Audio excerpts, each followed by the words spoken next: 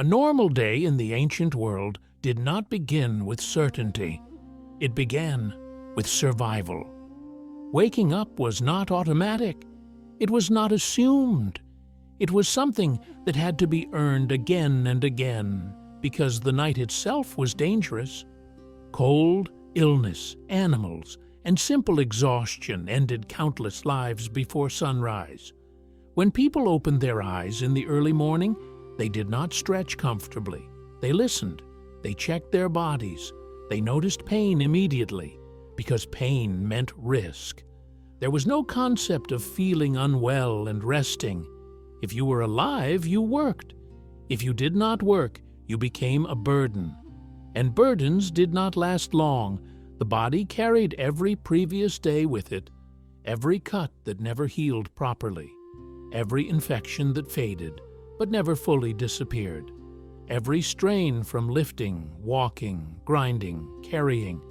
Weakness accumulated slowly, then suddenly.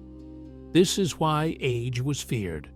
Not because people feared growing old, but because the body eventually reached a limit it could no longer recover from. Those who survived into later years were respected, not for wisdom alone, but because they had outlasted a world designed to eliminate the fragile.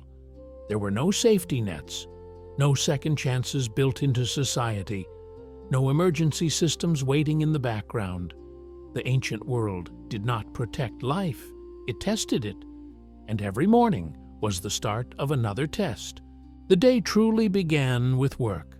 Not employment, not productivity. Work meant securing survival before the sun became unbearable. Most people began moving before full daylight. Water had to be carried early. Food preparation started immediately. Animals needed attention. Tools needed inspection, because a broken tool could end a day's work entirely. Nothing was automated. Nothing was easy. Grinding grain alone took hours. A single meal required physical effort before it ever reached a fire. Bread was not purchased. It was earned through repetitive motion that destroyed joints over time. Walking was constant. People carried weight everywhere. Water jars, firewood, stones, harvested crops. Even children carried loads that would shock modern adults. Rest was rare and brief. Sitting still was a luxury. Shade was strategic, not comfortable. And while the body worked, the mind stayed alert. A moment of distraction could mean injury. A misstep could mean infection. A cut could mean death weeks later. There was no pain management, no antibiotics, no sterile conditions. Work was not about progress. It was about preventing collapse. This is why strength mattered so much in ancient societies. Not appearance, not ambition. Strength meant endurance. And endurance determined who lived another day. Danger was not dramatic in the ancient world. It was quiet. Illness spread invisibly. A fever could pass through a household and leave half of it gone. Children were especially vulnerable. Many did not survive their earliest years. Injuries were common. Infections were worse. A small wound that would be harmless today could become fatal. Dirt entered the body.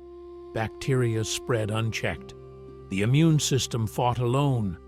Violence was also normal, not constant, but always present. Disputes turned physical quickly. Theft was punished harshly. Outsiders were treated with suspicion. There were no police forces as we imagine them. Justice was immediate and often brutal.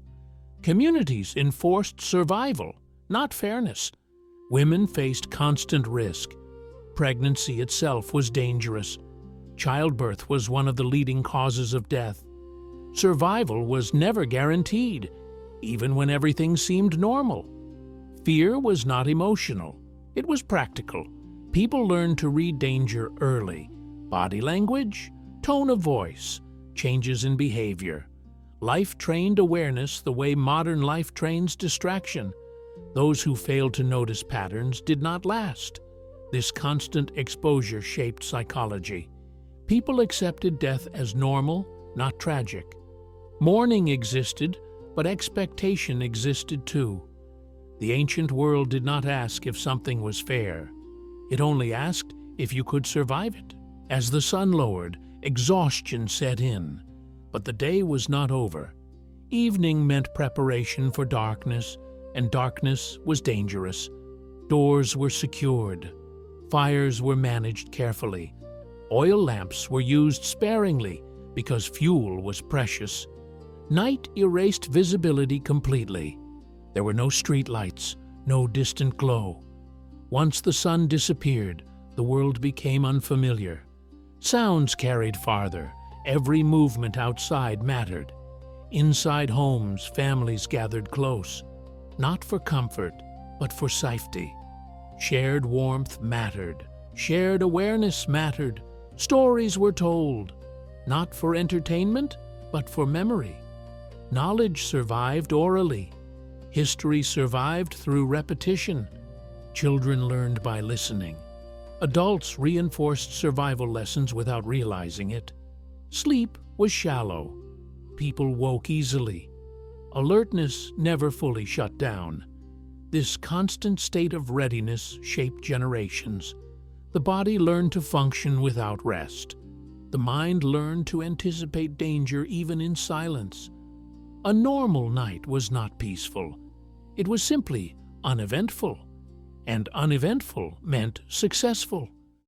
By the time night ended, survival had been achieved again. Not conquered, not secured, just postponed. This is the part modern people struggle to understand. A normal day in the ancient world was not heroic. It was not dramatic. It did not feel special to those living it. It was exhausting, repetitive, and unforgiving. There were no moments of pause to reflect on meaning. Meaning came later, if survival allowed it. People were not stronger than us by nature. They were shaped by a world that demanded strength daily. Modern life removes friction. The ancient world was nothing but friction. Every action carried consequence. Every mistake lingered. This is why most people today would not survive it. Not because they lack courage, but because the world no longer requires this level of endurance. The ancient world did not care who you were, what you believed, or what you hoped for. It only asked one question every single day. Can you last one more? Most could not. Those who did shaped history simply by surviving long enough to pass it on.